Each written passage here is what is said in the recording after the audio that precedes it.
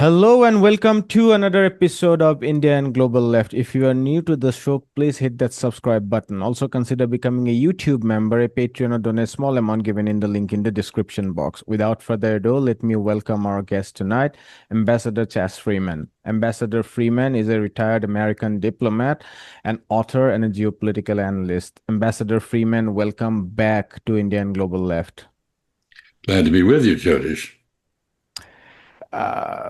Break down for us your thoughts on what is going on between Iran and the United States. It seemed to me that the Trump administration was making a lot of theatrics about how imminent a deal is, and then all of a sudden, or not, probably not so all of a sudden, both sides are firing at each other. So, what happened?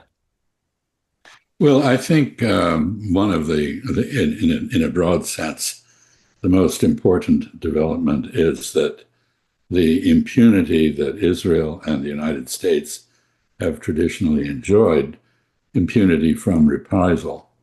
That is, the idea of an Israeli ceasefire is the Israelis keep firing, but the other side stops. This is gone. Iran has now formally adopted a strategic posture which accords with what it said before the war began, namely that any war would be regional in nature. It would not be limited, it would not be bilateral. But it has also adopted the Israeli standard of disproportionate response. International law calls for reprisals, which it authorizes, to be proportionate to the damage of the cause of the reprisal. Israel has never accepted that. It has always explicitly had a strategy of disproportionate reprisal. In other words, a very intimidating overuse of force. Iran has now adopted that standard. And basically, it has said, in accordance with the notion that this is a regional, not a bilateral war or a trilateral war, it has explicitly said that any member of the resistance to Israeli Zionist expansion who participates in violence against it will be, or against or suffers violence at the hands of Israel or the United States, will be treated as an attack on Iran, justifying a reprisal. So we have seen now a tit-for-tat escalation with last night the United States attacks on various facilities in Iran being reciprocated by Iran with attacks on American bases in Kuwait, Bahrain, and Jordan. And of course, Iran, part of this is Iran has said from the beginning that the ceasefire, any ceasefire must be regional. Israel, it thereby handed Israel a means of wrecking any ceasefire. And Israel, of course, has duly done that. Israel was about to bomb Dahia in the southern suburbs of Beirut when Donald Trump pulled them up short. And they didn't do that. But that is not a response, not an effective response to the Iranian declaration that all of Lebanon is protected and that there must be the cessation of Israeli aggression against all of Lebanon.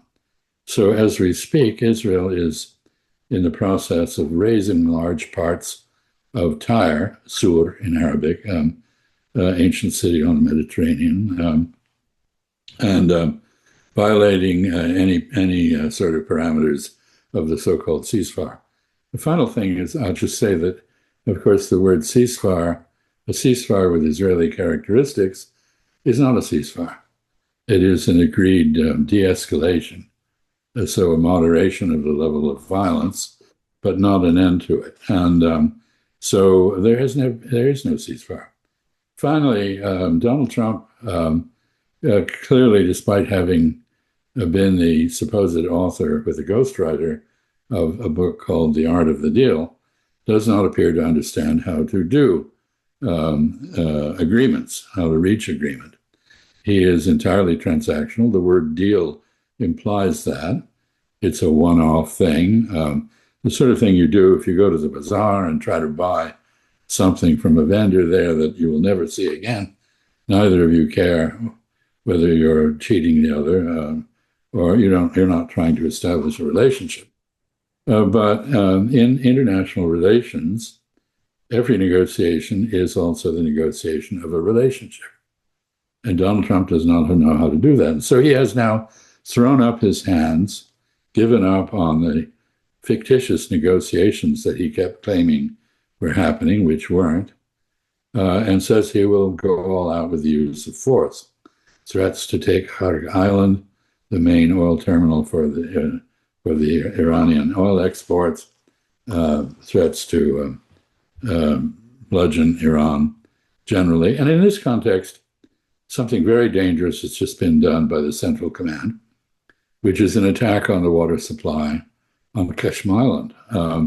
That is to say, this is a war crime, of course. To take out the water supply for a civilian population is ipso facto a war crime.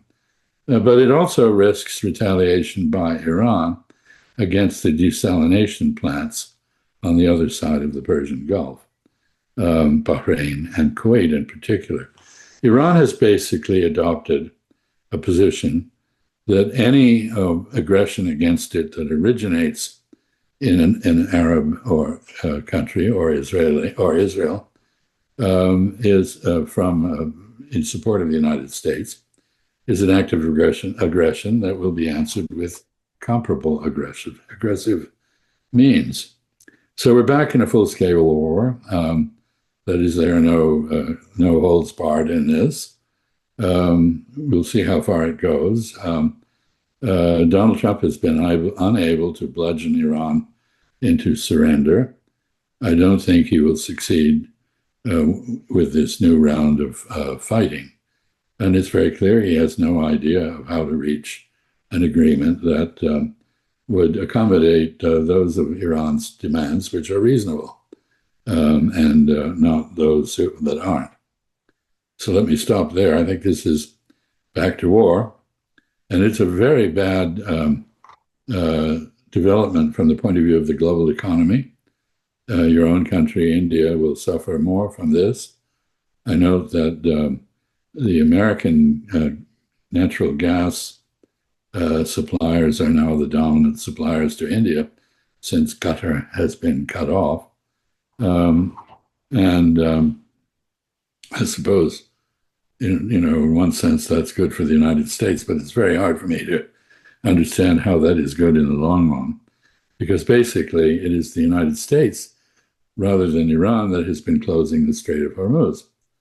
The American blockade intended to impoverish Iran by depriving it of oil revenues has effectively shut down the strait.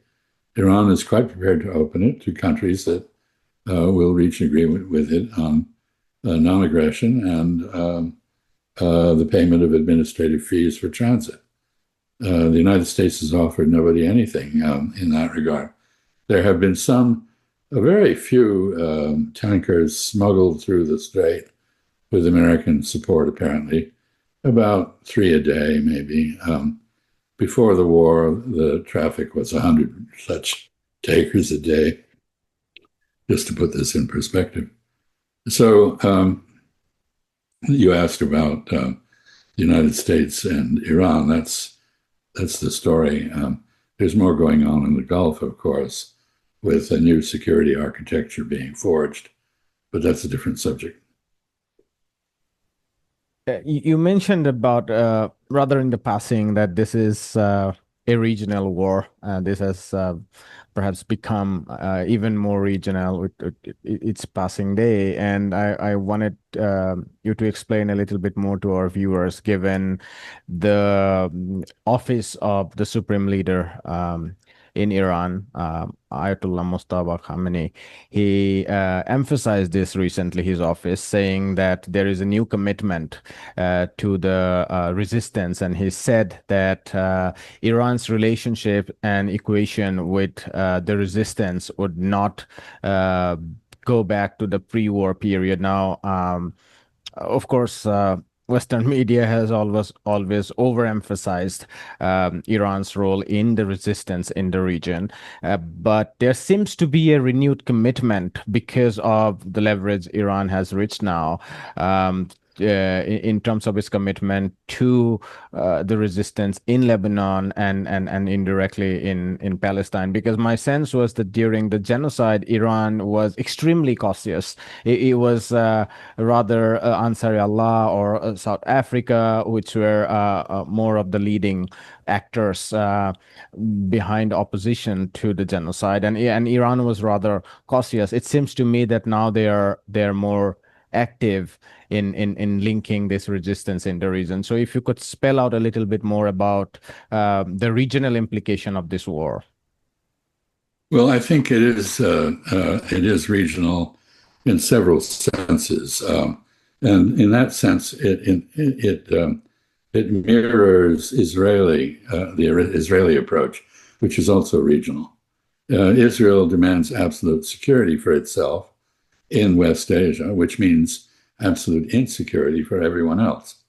And it regards Iran as the principal immediate obstacle to its domination of West Asia, although some Israeli politicians, including candidates for the office of prime minister, have pointed to Turkey as the next enemy after Iran. And so Israel will not tolerate rivalry or unilateral action that affects its interests in the entire region of West Asia. Iran has now adopted a similar standard. So Iran has mirrored the Israeli regional focus.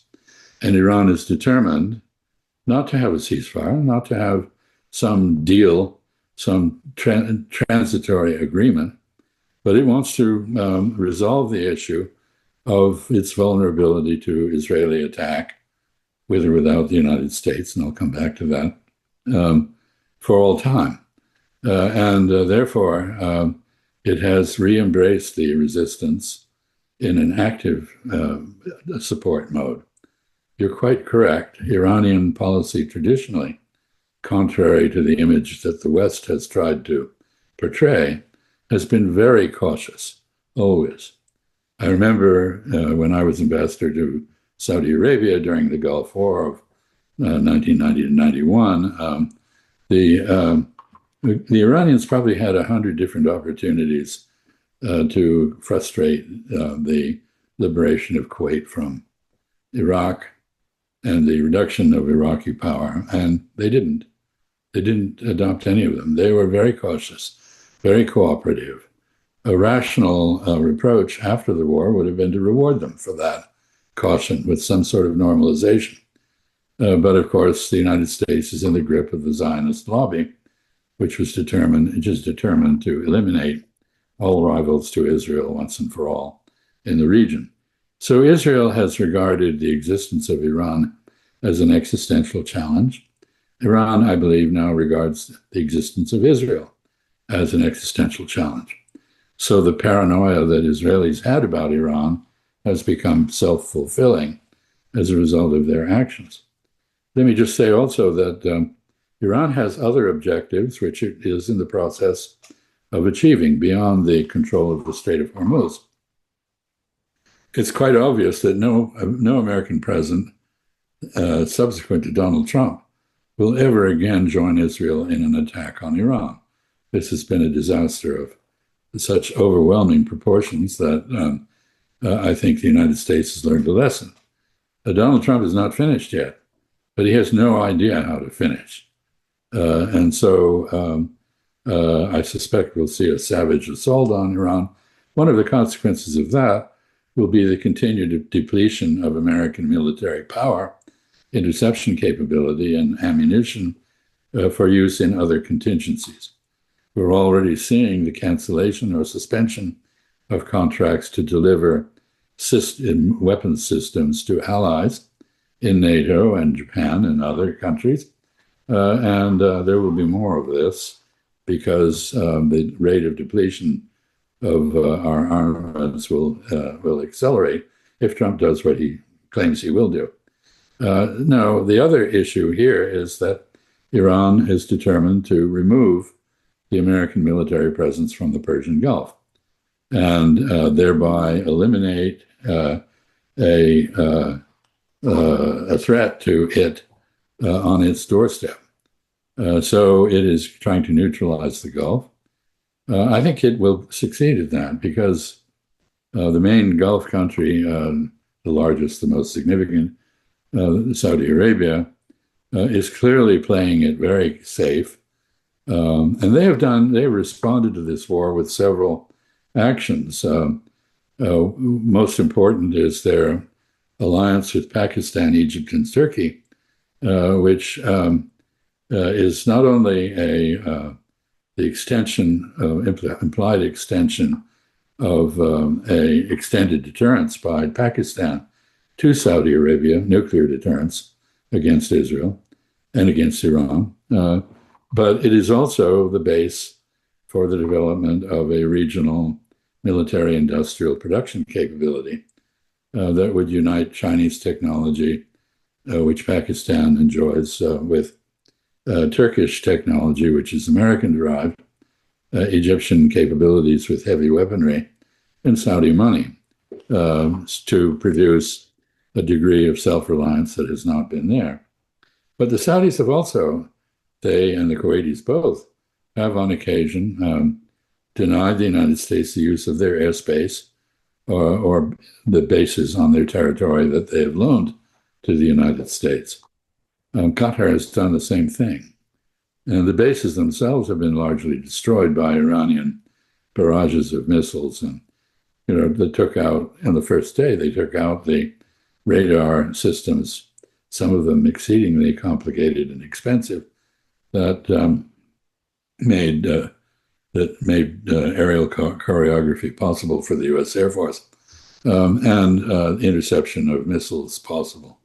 So the damage has been enormous, and people in the United States who are calculating the economic consequences of this, which is relevant, very relevant in a war of attrition, which is what this has become, claim that this war is likely in the end to cost $1 trillion or more, partially destroyed equipment, partially the veterans' benefits for those who were wounded or who served in this conflict and are entitled to benefits, partly interest on debt, because all of this is being financed with bond issuance. And the American national debt looks a bit like the foothills of the Himalayas going up to Mount Everest.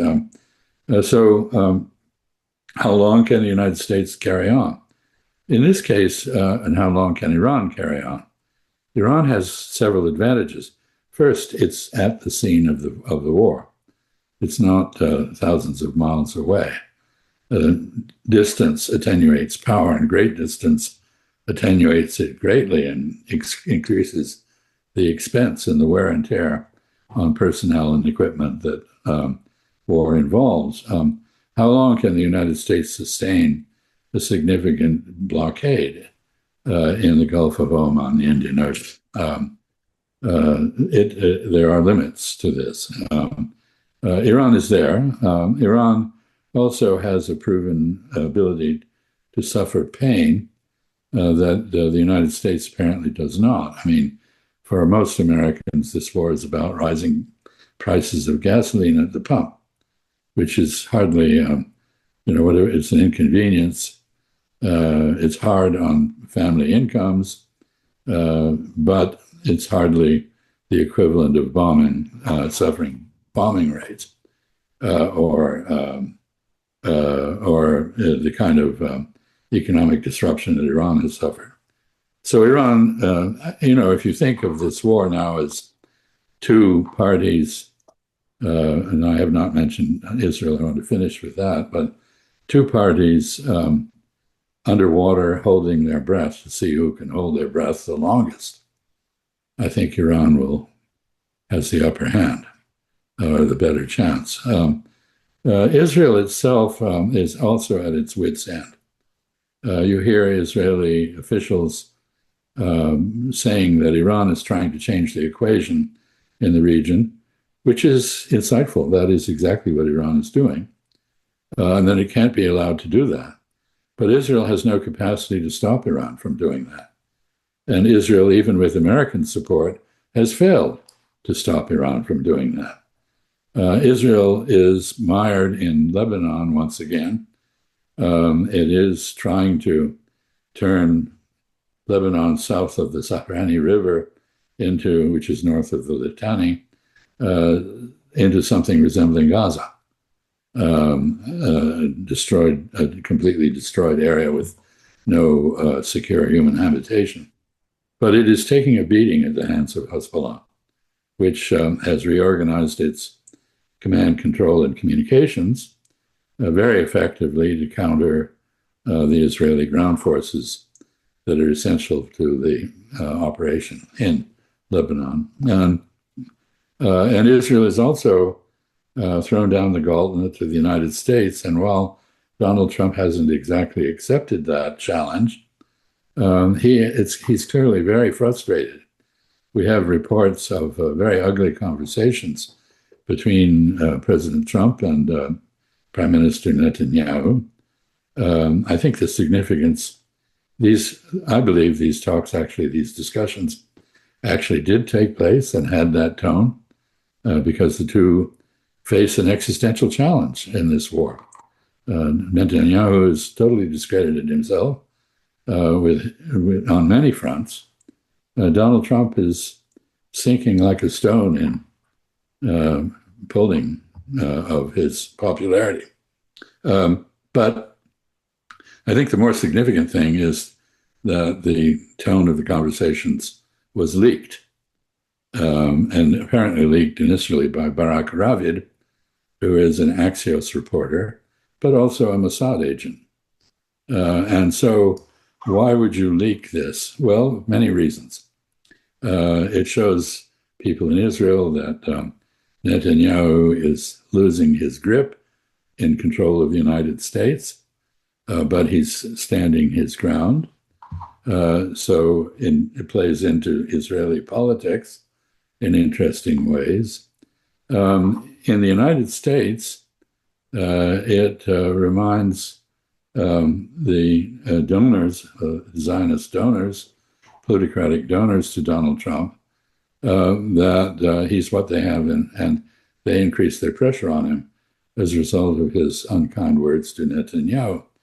He is caught between the Epstein files, which everyone believes Mossad has full possession of, and which include material that would be deeply damaging to Donald Trump were it released, and his own donors in the United States.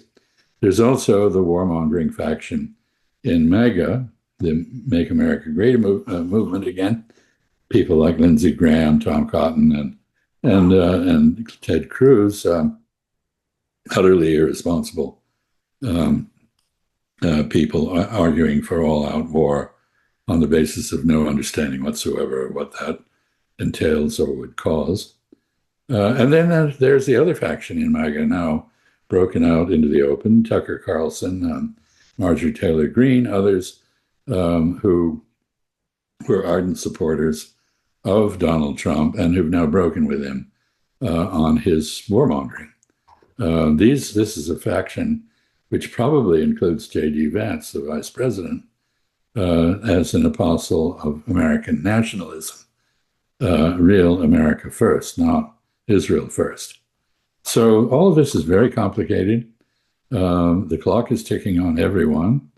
But I think the Iranians have a better chance of coming out of this with their policies unchanged than the United States does. On your comment about the depletion of U.S.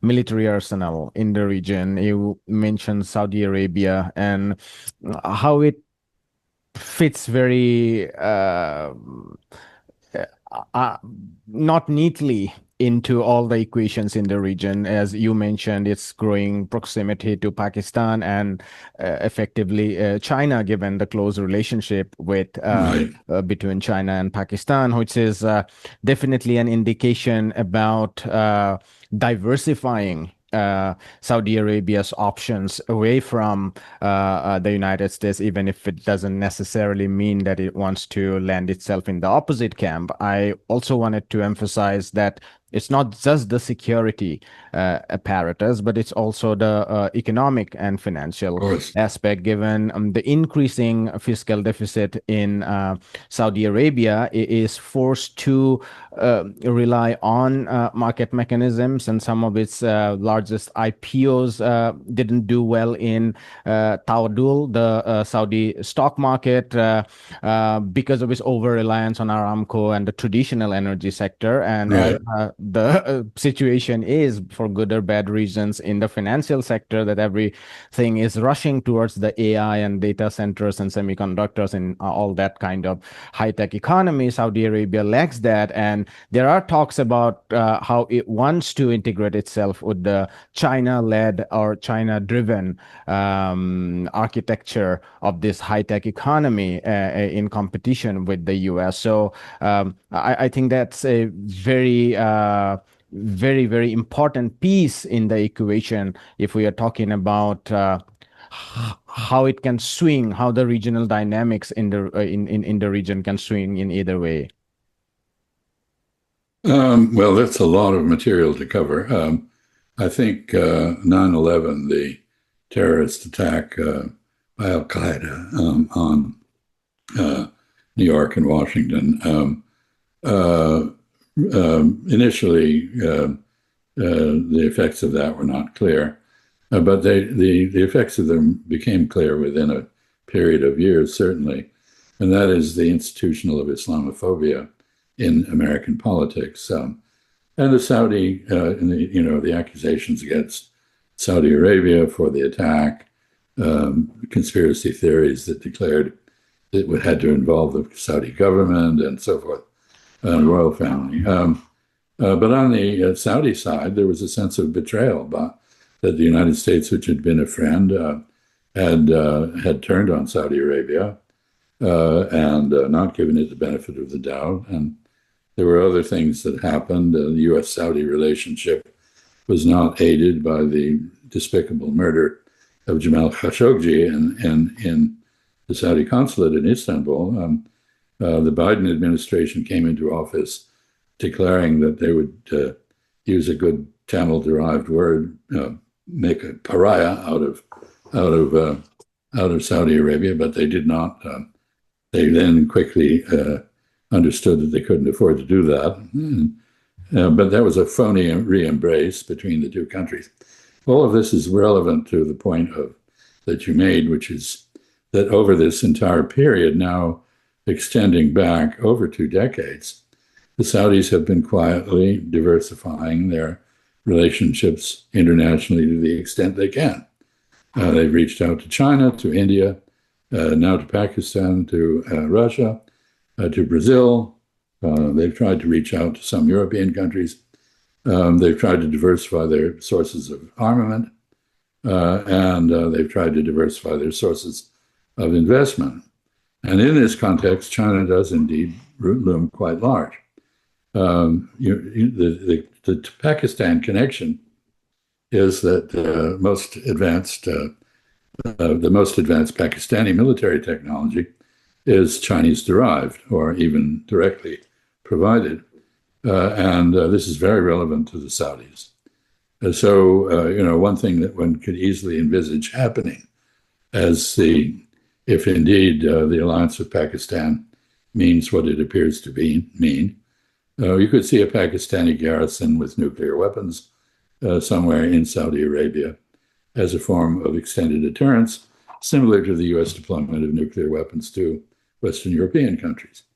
You could even see the Pakistanis and the Saudis developing interoperational ability to deliver a nuclear weapon, which, of course, U.S. NATO allies have been trained to drop nuclear weapons from planes that are capable of doing that. Along those weapons are in the American custody, but they can be released to the Belgians or the Dutch or whoever in case of need. So one can see this sort of thing developing with all kinds of implications. We have not talked, well, you want the economic dimension. There's several parts of this. First, Saudi Arabia has not been hurt all that much by the blockade of the Hormuz because the price of oil has gone up greatly. Saudi Arabia is exporting a little less, not that much less, through Yanbu. But it remains to be seen what the Ansar Allah Houthi policy is on this. The Houthis are now back in the blockade business on behalf of Iran against Israel and Israeli-connected ships. Do they see Saudi Arabia in that light? In some ways, and this gets back to China, one of the things Saudi Arabia has wanted and the UAE has wanted from Israel is surveillance technology to operate a police state, which the Israelis have perfected. They used the Palestinian occupation to experiment with various means of eavesdropping, surveillance, and actually murder by remote control. The competitor in this field, probably not in the murder field, but in the reconnaissance field, is China. Smart cities in which anyone who walks down the street can be followed not just by their facial recognition, but by their gait, the way they walk, by the clothes they wear, by the color of by their complexion, by the style of their hair, all kinds of characteristics which enable almost perfect tracking of individuals. So there's that. The Chinese also, of course, have an increasingly effective panoply of advanced weaponry to share.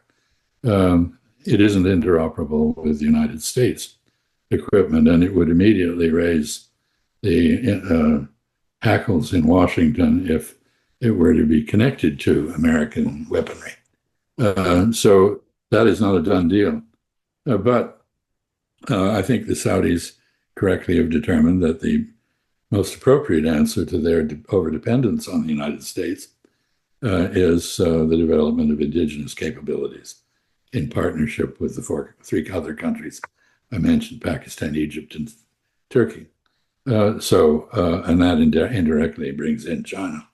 So there's that. Economically, there's one other factor that's very important, and that is the growth of the petro-yuan, the Chinese currency, which is displacing the dollar as the means of trade settlement for petroleum, oil, and gas. How far this has gone is unclear because bankers are pretty opaque. They do not give a great deal of transparency to those who are not their clients. And so we don't really know.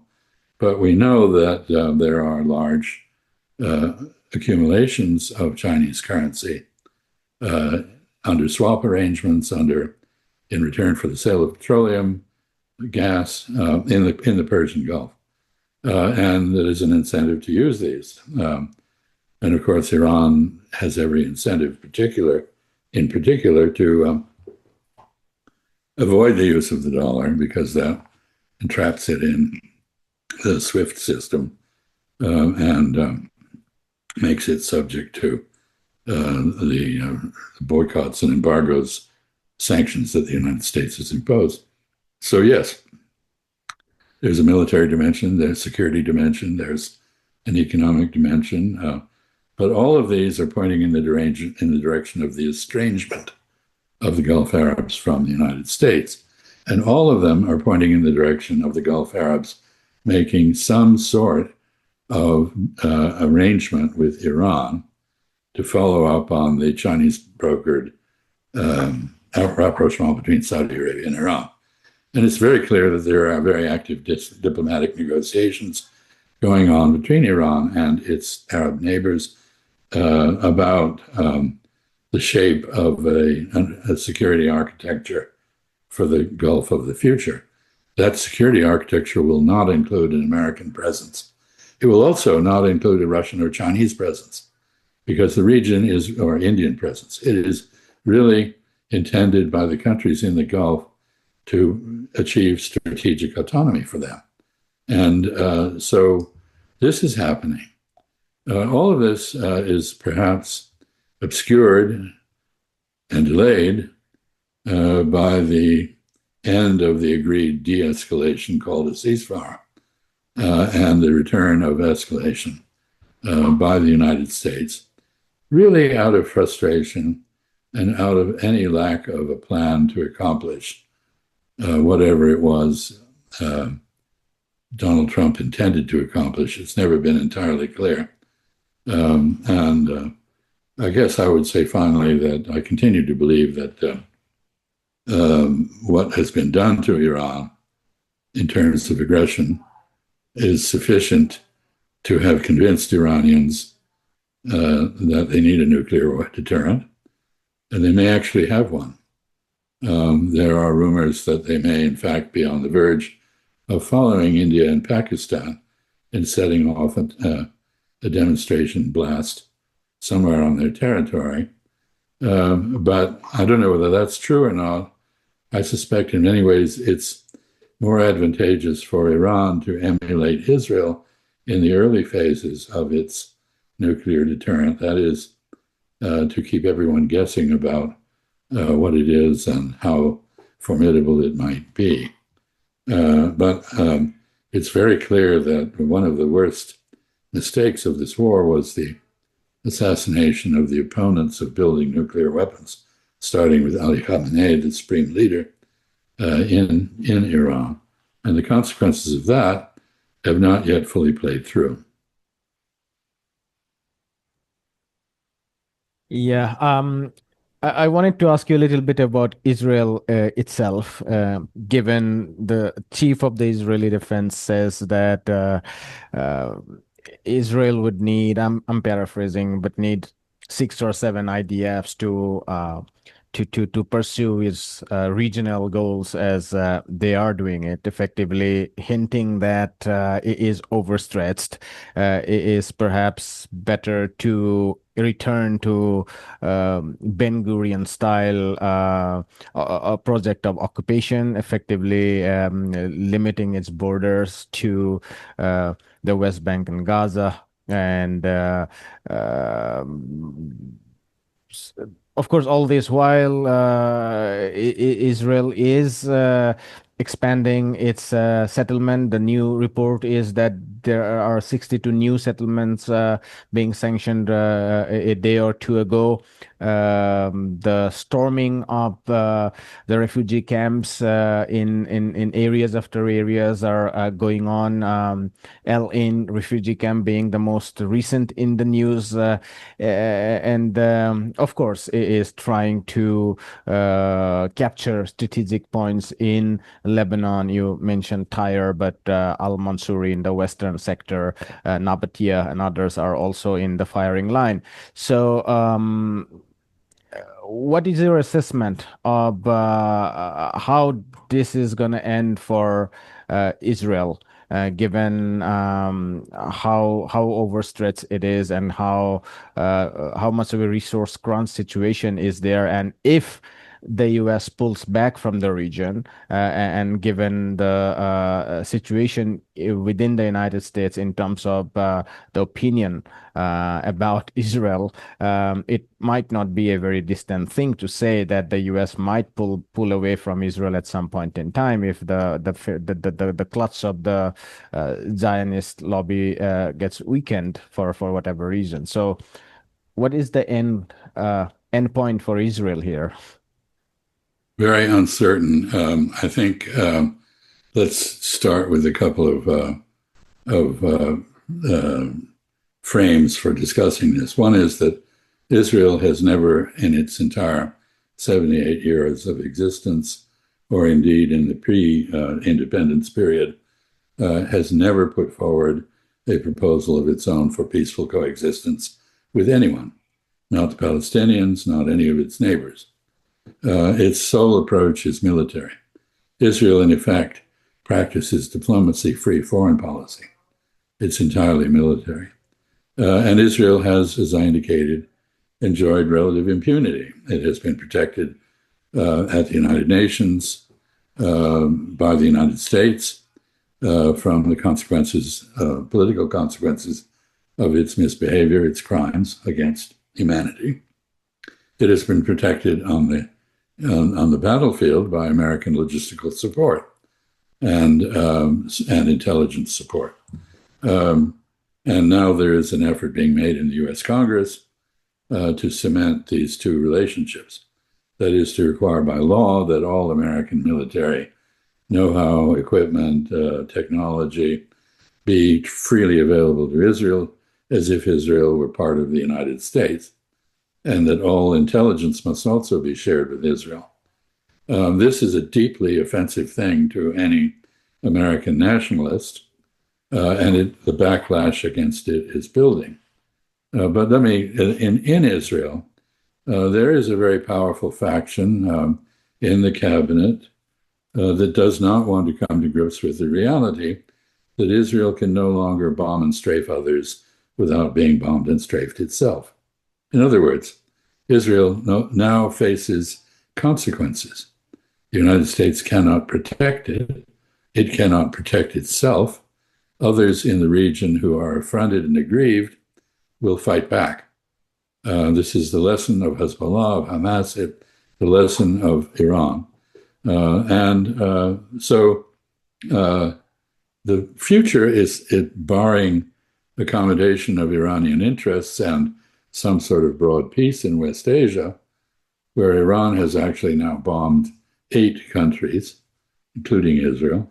The future is intermittent warfare, with anytime Israel tries to do to others what it has habitually done, it will now suffer reprisal. And it can be very significant reprisal. So it's only a matter of time before Israeli depredations in Lebanon are met with the promised bombing of northern Israel on a ferocious level by Iran. There's been some, but Iran has the capability to do a lot more and probably will. So there's no security in Israel. And please recall, Israel was established after World War II to provide a safe haven for European Jews. The establishment of Israel then made the presence of Arab Jews in Arab countries, Arab Jews, untenable, and they were gathered into Israel. But Israel is the least safe place in the world for Jews now, and that is going to continue to be the case. Now the problem is not random acts of terror by aggrieved individuals. Now the problem is movements, stateless, non-state movements in neighboring countries like Hezbollah, like Hamas, and Iran, and Ansarullah and others. And the prospect for Israel normalizing its relations with Arab countries, its Arab neighbors, while bypassing these issues, that is Israel's belligerence and the genocide. By the way, you said the genocide, you put the genocide in the past.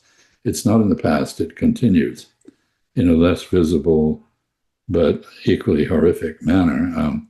And you could say, in fact, the ethnic cleansing that is going on in the West Bank, which has now been officially acknowledged by the United Nations as such, is much more, resembles genocide a great deal more than many other situations, including some in your own part of the world with the Rohingya and so on, or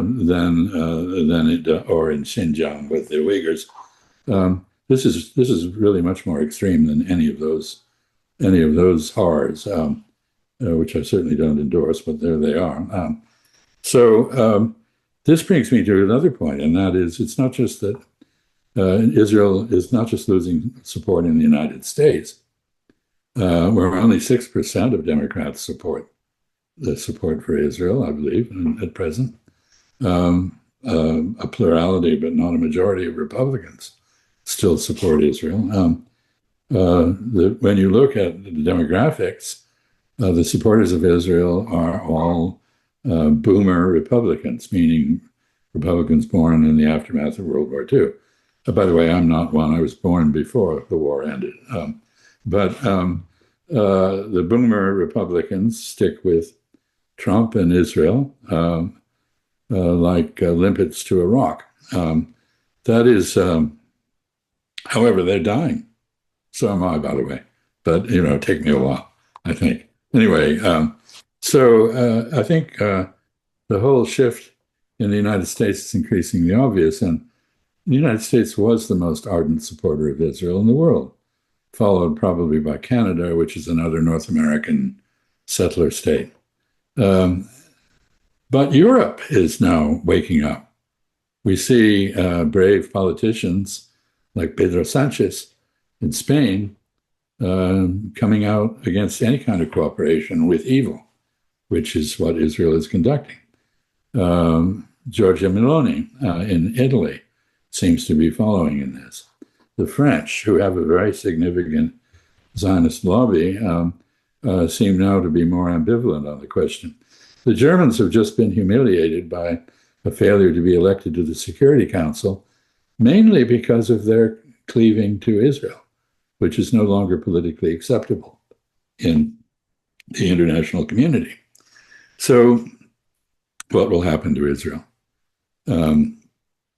Perhaps it will recover its common sense and make peace with its neighbors, who I think would gladly make peace with it if it behaved in a manner consistent with peace. But more likely, it's going to be depopulated. Insecurity will drive people away. The lack of economic opportunity, the constant need to dash into bomb shelters at a moment's notice. This is very unsettling and literally unsettling in the sense that settlers will find other places to decamp to. The army is at on its last legs by the open admission of its chief. Reserve forces, which it depends on, are part of an army that was designed for short, victorious wars, which Israel has practiced very effectively. It's now in a war of attrition. It's not going to go away. You can take all of southern Lebanon, and that is not going to save it from Hezbollah and from counterattack by Iran, Hezbollah, and others. We don't know what will happen finally in Syria, but the Israeli abuse of their occupation of part of Syria engenders resentment and a desire for counteraction. Israel has to make peace with its neighbors and with the Palestinians if it is to enjoy security itself. And I think that is becoming so obvious that even the most ardent Zionists will have to accept it. So that is the story. I think I'll stop there. But I mean, you're asking me to project the future. I would say that this is a case where the future may very well rhyme with history. And in the 11th and 12th centuries, there were two Christian crusader kingdoms set up in the same place that Israel now occupies. And they were equally stupid in their unwillingness to accommodate or reach peace agreements with their Muslim and some Christian neighbors, Arab neighbors.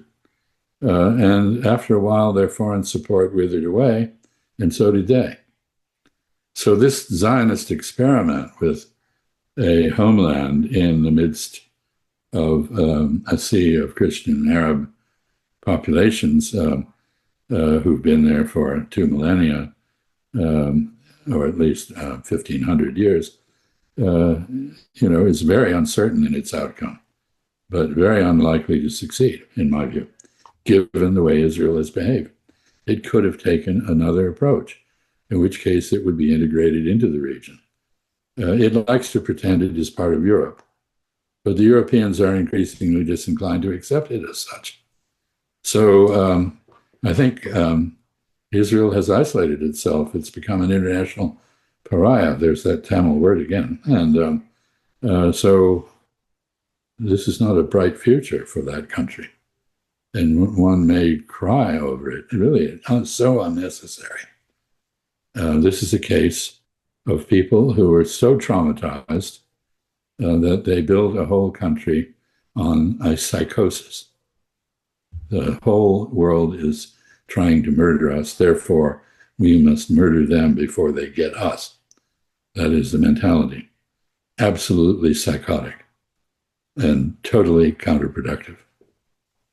We'll leave it there, Ambassador Freeman. Thank you for your time. And I wanted to flag that Ambassador Freeman has begun to compile a large part of his work in a free Substack. So we'll link the Substack in the description box, and do check it out.